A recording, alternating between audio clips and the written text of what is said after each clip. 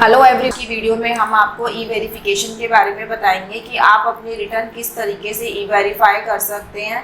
ई verification के क्या क्या मेथड अवेलेबल हैं, उन सब चीज़ों के बारे में आज हम बात करेंगे। सो आइए वीडियो को स्टार्ट करते हैं। सबसे पहले मैं आपको बता दूं कि ई वेरिफिकेशन होता क्या है। आपको याद होगा कि पहले जब हम अपनी इनकम टैक्स की रिटर्न भरते थे तो उसका जो एक्नॉलेजमेंट जनरेट होता था वो कुछ इस तरीके का होता था। ये हमारा एक्नॉलेजमेंट है। उसके नीचे साफ साफ मेंशन होता था कि आपको ये रिटर्न जो है this ITR shall be received at CPC Bangalore within 120 days from date of successful transmission of return. मतलब कि आपकी ये रिटर्न 120 डेज के अंदर अंदर जो है साइन करके बैंगलोर जो है भेजनी है आपको ये रिटर्न। तो यहाँ पर हम साइन करते थे और बैंगलोर अपनी रिटर्न भेजते थे। अगर रिटर्न हम नहीं देते हैं या नहीं भेजते हैं तो वो रिटर्न जो है प्रोसेस नहीं होती, इनवैलिड मानी जाती है। रिटर्न हम भरे चाहे नहीं भरे वो एक ही बात होती है। वो रिटर्न मान ली जाती है कि आपने रिटर्न फाइल ही नहीं करी। 120 डेज का टाइम होता है हमारे पास रिटर्न को मैन्युअली भेजने का। बट अब गवर्नमेंट ने जो है एक और ऑप्शन दे दिया है कुछ सालों से कि अब आपको मैन्युअली नहीं भेजनी, अगर आप अपनी रिटर्न ई वेरीफाई कर देते हैं तो। ई वेरिफिकेशन बहुत ईजी प्रोसेस है। मैनुअली में आपको पोस्ट करनी पड़ती है, फिर साइन मैच हो या ना हो उसमें बहुत प्रॉब्लम होती थी। ई वेरिफिकेशन में जस्ट आपके पास एक OTP आता है, आपको OTP डालना है और आपकी रिटर्न वेरीफाई हो जाती है। उसके बाद आपको मैनुअली ये रिटर्न बैंगलोर पोस्ट नहीं करनी होती।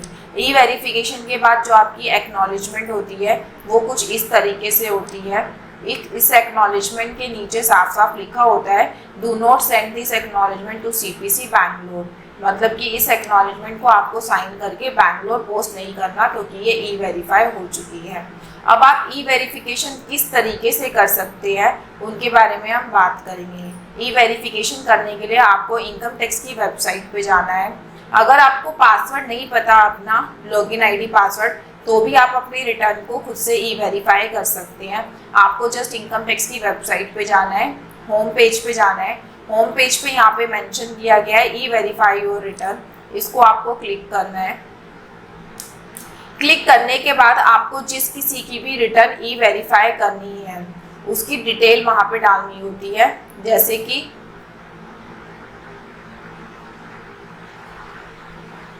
आपको यहाँ पे मेंशन करना है जिसकी आपको रिटर्न ई वेरीफाई करनी है उसका पैन नंबर, असेसमेंट ईयर जिस असेसमेंट ईयर का आप रिटर्न वेरीफाई करने वाले हो, एक्नॉलेजमेंट नंबर जो आपको एक्नॉलेजमेंट जनरेट होता है, जो ये एक्नॉलेजमेंट है यहाँ पे एक्नॉलेजमेंट नंबर दिया जाता है तो आपको ये एक्नॉलेजमेंट नंबर डालनी है।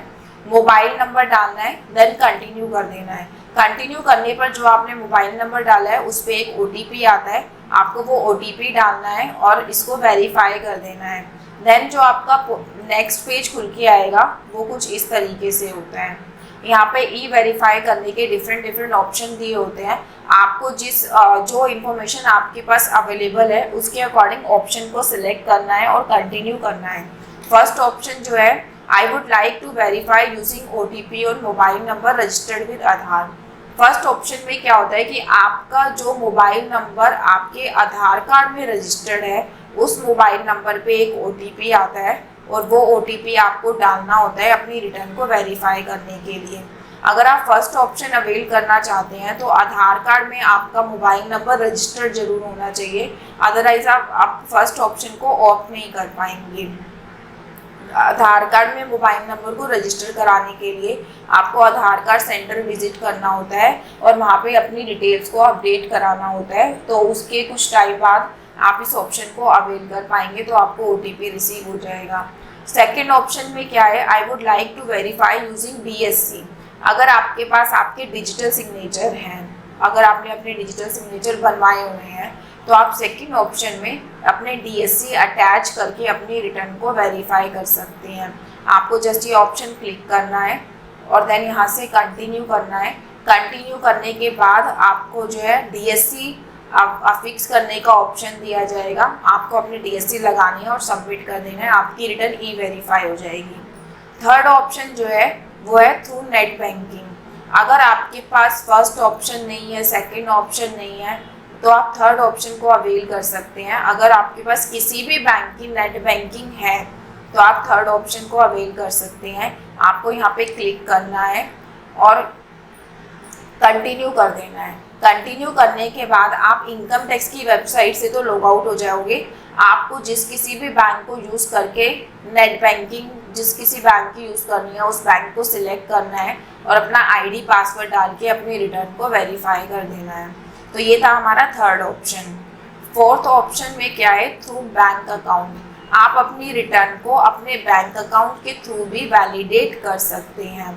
द थिंग इज कि आपके बैंक अकाउंट में आपका फ़ोन नंबर और ईमेल आईडी रजिस्टर्ड होना चाहिए, क्योंकि जब आप इस ऑप्शन को अवेल करेंगे तो आपके फ़ोन नंबर पे ओटीपी आएगा। आपको वो ओटीपी इसमें डालना है। एक ईबीसी कोड आएगा, आपको वो ईबीसी कोड इसमें डालना है और अपनी रिटर्न को ई वेरीफाई कर देना है। तो यहाँ पे देखिए लिखा हुआ है, you have validated and enabled EBC on bank account number this. तो जो भी आप जब आपने इनकम टैक्स की रिटर्न भरी होगी उसमें जो भी बैंक की डिटेल दी होगी तो उस वाले बैंक से लिंक होके आपकी रिटर्न वेरीफाई होती है। समटाइम्स क्या होता है, आपका बैंक वैलिडेट नहीं होता तो यहाँ पर जो है वैलिडेशन का ऑप्शन नहीं आता, बट हाँ आपको वैलिडेट करने का ऑप्शन वो दे देता है। तो आपको उस ऑप्शन पे क्लिक करके अंदर जाकर अपने बैंक को वैलिडेट करना होता है और जब वो वैलिडेट हो जाता है आपको दोबारा इस ऑप्शन पे आना है और ओटीपी को सेंड करना है। तो ये था हमारा fourth option to verify your return. Fifth option में क्या है कि आप अपने अगर आपका डीमैट अकाउंट है तो आप अपने डीमैट अकाउंट के थ्रू भी रिटर्न को वेरीफाई कर सकते हैं। यहाँ पे आपको अपना डीमैट अकाउंट की डिटेल डालनी होती है और अपना आईडी पासवर्ड डालना होता है। उसके बाद आप अपनी रिटर्न को डीमैट अकाउंट के थ्रू जो है वैलिडेट कर पाएंगे। तो ये था हमारा फिफ्थ ऑप्शन। अगर आप बैंक के ऑप्शन ऑप्ट करते हैं तो आपको इनकम टैक्स की वेबसाइट पे अपने जो है लॉगिन करना होगा, तभी आप वो ऑप्शन जो है ऑप्ट कर पाएंगे। अदरवाइज आप जो है ये आधार कार्ड का ऑप्शन हो गया, पैन कार्ड का हो गया, उसमें आपको जो है लॉगिन करने की ज़रूरत नहीं होती। Now will move on to next option. Next option आपका होता है I already have EVC electronic verification code. अब यहाँ पे आप सोच रहे होंगे कि हमारे पास ऑलरेडी EVC कैसे हो सकता है। तो इसमें गवर्नमेंट ने एक ऑप्शन दिया है कि अगर आप मान लो ऊपर वाले कोई भी ऑप्शन आप अवेल नहीं कर पा रहे तो आपके पास अगर ATM कार्ड है किसी भी बैंक का तो आपको ATM पे विजिट करना है और वहाँ पे अपना ATM कार्ड इंसर्ट करके स्वाइप कर pin for income tax filing, pin for income tax filing पे जब आप क्लिक करेंगे तो एक आपका EVC जनरेट हो जाता है आपके मोबाइल नंबर पे और ईमेल आईडी पर।